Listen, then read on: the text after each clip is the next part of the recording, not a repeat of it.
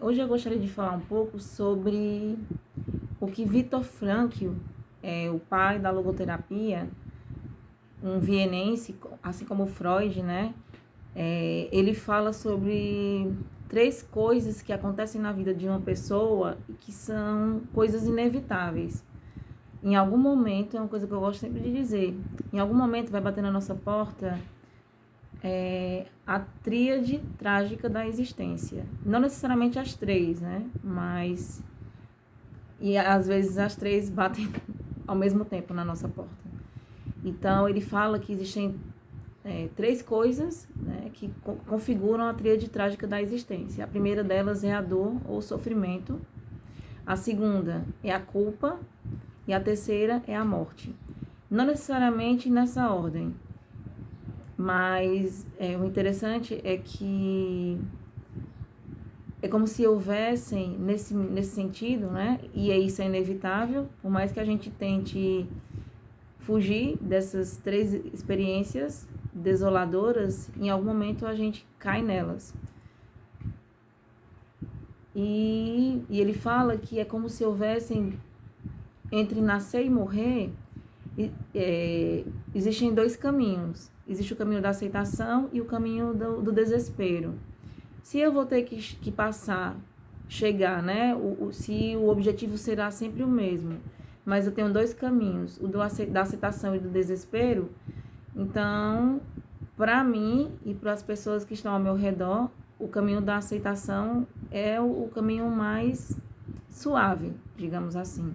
No entanto, a gente tem uma tendência a escolher o caminho do desespero, pelo menos inicialmente, sobretudo quando a gente fala sobre o trabalho do luto. Muitas vezes, no início, quando uma pessoa perde um ente querido, ela adentra no caminho do desespero, né? Da negação, né? Que é o primeiro, depois da raiva e o da barganha, né? Só depois é que ela vai começando a aceitar. E cada pessoa tem o seu tempo, né? A gente não sabe. Tem pessoas que conseguem superar, que conseguem lidar com a morte de um ente querido em 10 dias. Tem pessoas que levam um ano. Então, cada um reage de um jeito e consegue lidar com certas situações trágicas de formas diferentes. Nenhum ser humano é igual. E com relação a essa tríade trágica da existência, se a gente sabe que isso é inevitável, em algum momento isso vai acontecer, quanto mais a gente tiver experiências de propósito na vida, de sentido, que aí justamente é isso, né? É a busca de sentido. Se a gente para pensar, a vida, ela é totalmente sem sentido. E aí eu lembro até de uma música do Cazuza, que ele fala, numa parte da música, ideologia, eu quero uma para viver. E é basicamente isso, não seria bem a ideologia, mas é justamente um sentido, porque cada um tem que achar, encontrar seu sentido. Em momentos da vida, momentos de crise, é como se a gente tivesse totalmente desamparado. A sensação é de desamparo completo, o desamparo fundamental do sujeito, ele aparece nesses momentos de crise, e são nesses momentos de crise que a gente tem que buscar encontrar um sentido para a nossa vida. E o Viktor Frankl, ele era na época do nazismo, na Segunda Guerra Mundial, ele era um judeu e ele passou por 4 campos de concentração, se eu não me engano agora, e ele conseguiu sobreviver, né? E depois que ele saiu de lá, ele foi a prova viva de que ele pôde encontrar um sentido, mesmo dentro de um lugar sem sentido, vivendo o caos e a instabilidade e o descontrole de estar num ambiente totalmente inóspito, né? Totalmente caótico, totalmente violento, que era o ambiente do campo de concentração. E se a gente traz aqui para a nossa realidade atual, A psicologia positiva, é um instrumento, né, que a gente pode utilizar, os psicólogos e as pessoas em geral podem utilizar para buscar esse sentido, para poder ampliar a sua sensação de bem-estar. E é justamente isso que a psicologia positiva ela visa, né? Ela visa ampliar o bem-estar subjetivo do sujeito. Porém, interessante é que a sensação de bem-estar de alguém, 50% ela é inata, ela vem da genética. Então, é como se a gente tivesse, se a gente colocasse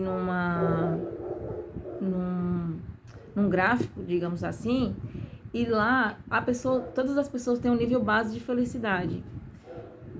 E em algum momento da vida,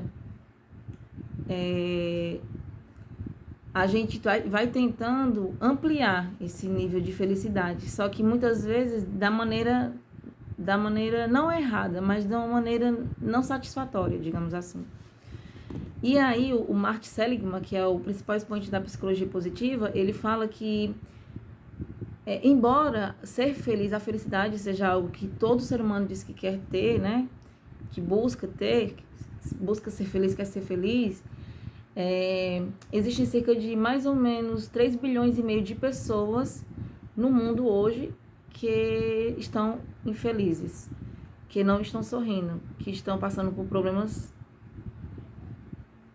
emocionais, problemas sociais e econômicos que não permitem que elas estejam felizes. Mas o bom da psicologia positiva é porque as pesquisas que foram feitas, então para você ter uma ideia, hoje a psicologia positiva, as cadeiras de psicologia positiva são aquelas que são mais procuradas hoje em Harvard, e isso tem um motivo, porque embora a gente tenha evoluído muito tecnologicamente, cientificamente, mas em termos de compreensão do comportamento humano e da própria felicidade, nós estamos muito aquém do que se esperaria estar no século XXI. Então, essas disciplinas, elas tendem a serem procuradas cada dia mais e mais, e agora, depois da pandemia, não que a pandemia tenha acabado, né, mas com o início da pandemia, esse foco na saúde mental, não na cura da doença, mas o foco da promoção e da ampliação da saúde mental, isso vai aumentar cada dia mais e mais. E aí, existem 10% desse bem-estar, ele depende das nossas circunstâncias de vida. Ou seja, vou dar um exemplo. Se você nasceu num ambiente extremamente violento, se você se considera rico ou se você se considera pobre, isso é um exemplo. Se você se considera feio ou bonita, se você se considera magra ou gorda e de repente se ser magra para você é uma coisa positiva ou se ser magra para você é uma coisa ruim e vice-versa, ser gorda é bom ou é ruim, isso também depende do lugar onde você cresceu. Mas 40% dessa sensação de bem-estar, para completar os 100%, né? Porque 50% vem da genética, isso a gente não pode alterar. Então, cada pessoa tem um tipo de temperamento. Hoje é fato que as pesquisas, né, em psicologia mostram que são 4 os tipos de temperamento, que eu até já falei em algum outro vídeo. O temperamento melancólico, o temperamento colérico, o temperamento sanguíneo e o temperamento fleumático. Então, 50% você não pode mexer, vem da genética, mas aí são 50% você pode alterar, 10% circunstâncias de vida, de repente mudar a sua circunstância de vida, e 40% depende das nossas atividades intencionais. Isso é o que a psicologia positiva mostra, ou seja, a gente pode fazer alguma coisa, a gente não está totalmente à mercê da genética e à mercê das circunstâncias de vida. 40% a gente pode fazer, então é que tem a ver com aquilo que a gente pensa e aquilo que a gente sente. E aí, interessante é que a própria física quântica, ela fala que quando a gente pensa, a gente está emanando, a gente está criando a gente está emanando e criando um campo elétrico, na verdade. Quando a gente sente, a gente está criando um campo magnético. E aí, a gente termina criando né, co-criando o nosso campo eletromagnético com aquilo que a gente pensa e aquilo que a gente sente. Sendo que, na verdade, não é a circunstância da vida, não é a situação da nossa vida que vai gerar nossas emoções funcionais ou disfuncionais. São os pensamentos que a gente tem. Então, muitas vezes, a pessoa, ela fica triste e ela diz que ficou triste do nada. Isso é muito comum. Na clínica aparece muito, as pessoas relatam que ficaram tristes do nada. Mas não é do nada. Sempre vem o pensamento associado à emoção. Só que esses pensamentos a gente chama de pensamentos automáticos ou pensamentos inconscientes. Então, a pessoa não tem consciência que pensou aquilo, mas aquela coisa que ela pensou foi que produziu a emoção disfuncional da tristeza, por exemplo. E aí, voltando para essa parte das atividades intencionais, são 10 atividades intencionais que essas pesquisas em psicologia positiva mostram, evidenciam que nos ajudam a ampliar essa sensação de bem-estar. Mesmo numa situação difícil, mesmo vivendo desafios, vivendo problemas, ainda assim é possível a pessoa ter uma experiência de bem-estar. E aí, pensando no bem-estar como felicidade, uma coisa interessante é a gente saber definir, né, esses conceitos. O que é sucesso e o que é felicidade. Né? Sucesso é a gente conquistar o que a gente deseja. Felicidade é gostar daquilo que a gente tem. E isso é a grande dificuldade, porque embora a gente diga, muitas vezes a gente fale que nós somos gratos, que a gente consegue, a gente gosta daquilo que a gente tem, se a gente não faz um esforço para ver as coisas que a gente tem de forma diferente, aquilo perde o sentido, porque é do próprio aparelho mental, do próprio aparelho psíquico, o desejo. E desejo pressupõe uma falta. Então, a gente geralmente deseja o que a gente não tem. Quando a gente passa a ter, aquilo ali vira lugar comum. E aí a gente tem que fazer um exercício de percepção, de entendimento do porquê que a gente quis conquistar aquilo e de reconhecer aquela coisa que a gente conquistou como algo válido e como algo que nos dá felicidade. E isso não é fácil. Embora a gente ache que seja fácil, não é. Não é mesmo. Não é à toa que cerca de 3 bilhões e meio de pessoas hoje no mundo se encontram sofrendo. E aí ele fala, né, uma pesquisa que foi feita em psicologia positiva, não foi nem o Martin Seligman que fez essa pesquisa. Diz o seguinte: essas atividades intencionais, elas podem ser praticadas por qualquer pessoa, embora nem todo mundo tem pessoas que conseguem praticar mais facilmente uma atividade, tem pessoas que conseguem praticar mais facilmente outras atividades. Então, vou citar aqui: expressar gratidão, cultivar o otimismo, evitar comparações sociais, praticar a cortesia, que não é caridade, é diferente. Cortesia é como se fosse uma espécie de generosidade também, né? E que não é caridade, né? Cultivar relacionamentos saudáveis, porque um relacionamento tóxico tem o poder de destruir a saúde emocional de um ser humano. Perdoar, apreciar as alegrias da vida. E aqui, quando a gente pensa em alegrias da vida, são as pequenas alegrias da vida. A gente não precisa esperar ganhar na loteria, ou esperar fazer aquela viagem para o exterior, ou fazer a viagem para a cidade que você tanto sonhava, para você sentir conseguir apreciar essa alegria, essa pequena alegria que a vida dá, né? Que o fato de estar vivo nos dá.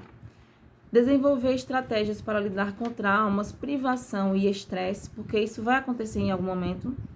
Experimentar estados de fluxo e mini-fluxo, estabelecer e alcançar metas, praticar a espiritualidade e cuidar do corpo.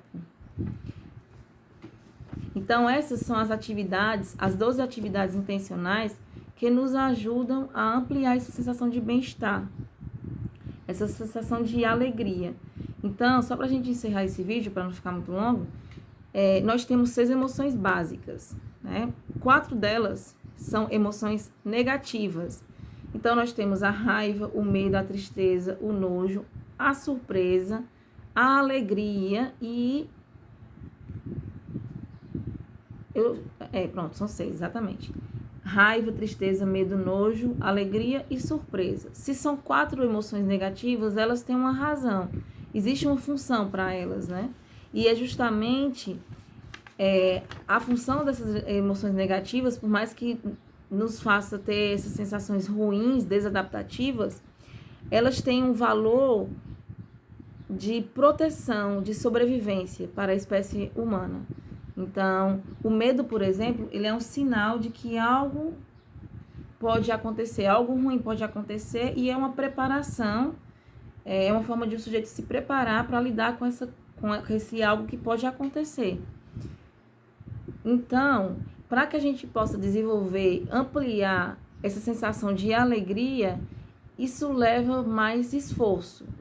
Quando você se olha no espelho, você vai, no geral, você vai ver primeiro seus aspectos negativos, as coisas que você não gosta. Só com muito esforço, com muito